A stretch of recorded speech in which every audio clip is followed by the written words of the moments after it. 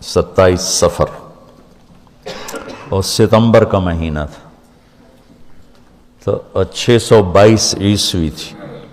تو ادھر ہے مدینہ اور ادھر ہے جبل ثور۔ تو ابو بکر نے عرض کی میں نے ایک غار ڈھونڈ رکھا ہے، پہلے وہاں چلتے ہیں، تو جب ہماری تلاش ذرا رک جائے گی پھر ہم نکلیں گے۔ تو اللہ کے نبی پنجوں کے بل چل رہے تھے، پنجوں کے بل،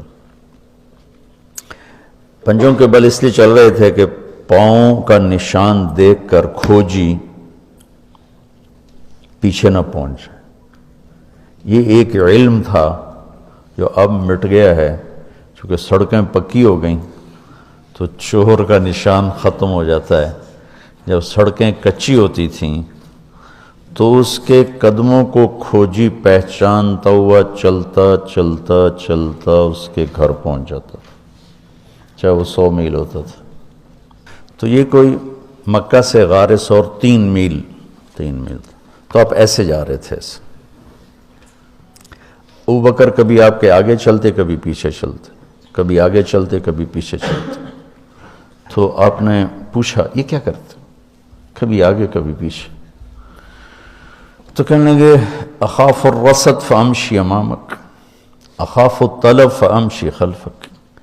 جب مجھے یہ خیال آتا ہے کہ کوئی آگے چھپا ہوا حملہ آور حملہ نہ کر دے دشمن تو میں آگے ہو جاتا ہوں، جب مجھے خیال آتا ہے پیچھے سے کوئی پہنچ نہ جائے تو میں پیچھے ہو جاتا ہوں، اس طرح۔ تو آپ نے بہت شکریہ ادا کیا ان کا۔ جب پہاڑ پہ چڑھنے کا وقت آیا تو آپ کی انگلیاں زخمی ہو گئی تھیں ایسے چلتے چلتے۔ کس قدر نبی اسباب کی رعایت کر رہے ہیں، اسباب کی رعایت کتنی ضروری ہے۔ تو ابو بکر نے آپ کو کندھے پہ بٹھایا اپنی کمر پہ، اور غار جبل ثور ایسے سیدھا پہاڑ ہے ایسے، میری آج تک ہمت نہیں ہوئی چڑھنے کی، حالانکہ کتنے سالوں سے اللہ لے جا رہا۔ تو آپ کو اپنے کمر پہ بٹھا کے اوپر پورا پہاڑ اوپر چڑھے، پھر آپ کو باہر کھڑا کر دے گا، آپ اندر نہیں جائیں گے، خود اندر گئے، ایسے اس کو ٹٹول ٹٹول کے جتنے سوراخ تھے پتھروں سے بند کر دیے، سوراخ باقی بچ گئے۔ تو اپنی پگڑی اتاری، پھاڑ پھاڑ کے سوراخ بند کی، پھر سوراخ باقی تھے، کرتا اتارا اور پھاڑ پھاڑ کے سوراخ بند کیے۔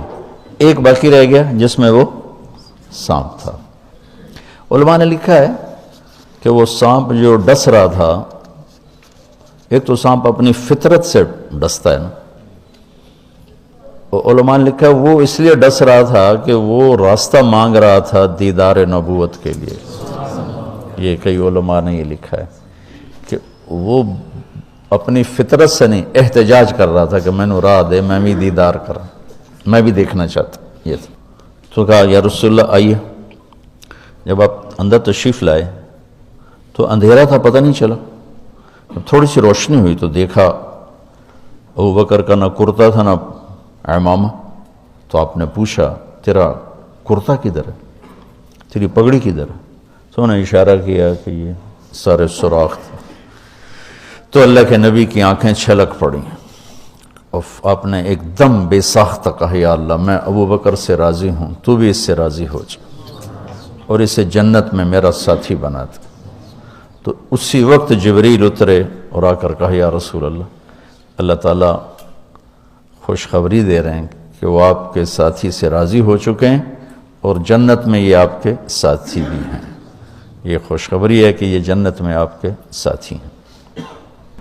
تو انہوں نے قریش نے کھوجی بلا لی، تو انہوں نے وہ انگلیاں پکڑ لیں اور ان انگلیوں پہ چلتے چلتے چلتے جبل ثور پہنچا دیا۔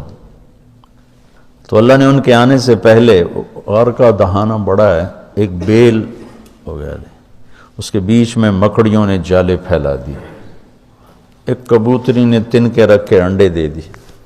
تو ان کے جانے سے پہلے 2 کام ہو چکے تھے۔ تو وہ کھوجی کیسا، حالانکہ پہاڑ پہ تو کچی زمین پہ تو پورا پاؤں لگتا ہے، پہاڑ پہ تو ایسے ایک آدھ کوئی نشانی پڑتا ہوگا تو کیسا علم تھا، ان کو لا کر اس نے دروازے پہ کھڑا کر دیا، کہا یہ ہے، اس سے آگے کوئی نہیں۔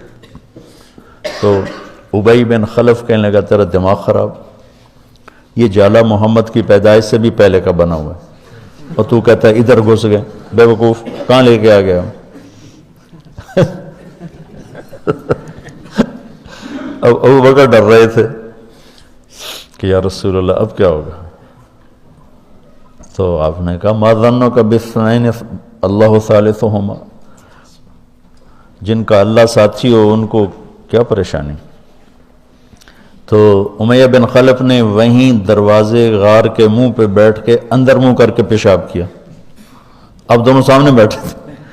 تو آپ نے مسکراتے ہوئے فرمایا دیکھو اگر یہ ہمیں دیکھ سکتے تو یہ یہاں بیٹھ کے پیشاب کرتا، تو انہیں وہاں آرام سے وہاں پیشاب کیا، وہ سامنے بیٹھے تھے دونوں، اللہ نے بیچ میں پردہ ڈال دی۔ قرآن ابوبکر صدیق کے اندر کے جذبے کو بتاتا ہے، لا تحزن، لا تحزن۔ قوم موسیٰ جب سامنے پانی اور پیچھے فرعون، تو ان کے جذبات کی ترجمانی کرتا ہے انا لمدرکون، انا لمدرکون۔ 40 برس کی صحبت اٹھائی ہے دو نبیوں کی، ہارون اور موسیٰ، وہ کلیم اللہ ہیں، پہلے رسول کلیم اللہ،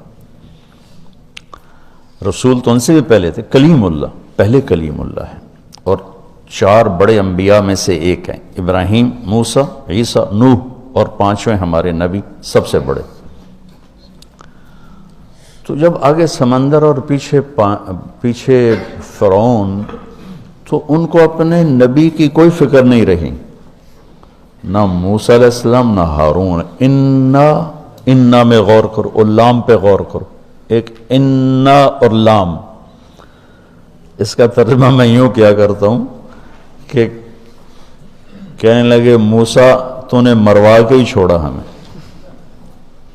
آپ کا کیا بنے گا، اب کیا ہوگا، آپ کی جانوں کو خطرہ ہے، ہم مارے گئے، ہم پکڑے گئے۔ تو آگے موسیٰ علیہ السلام نے اتنی شدت سے کہا کلا، کلا کا ترجمہ میں یوں کیا کرتا ہوں کہ ہو تسی اسے لیک کہ یا تسی پانی ڈوب جاؤ یا تو فرعون لتر مارے، لیکن ان معی ربی، میرا رب میرے ساتھ ہے، مجھے بچائے گا تو میری تو فعل تم بھی بچو گے۔ تو انا لمدرکون ان کے ذہن کی عکاسی کرتا ہے، پستی ذہن کہ صرف اپنی پڑ گئے، اور لا تحزن عکاسی کرتا ہے کہ ابراہیم، ابوبکر اپنی جان کا اگر خوف ہوتا تو لفظ آتا لا تخف، انہیں غم لگ گیا اپنے نبی کا کہ اب میرے نبی کا کیا ہوگا۔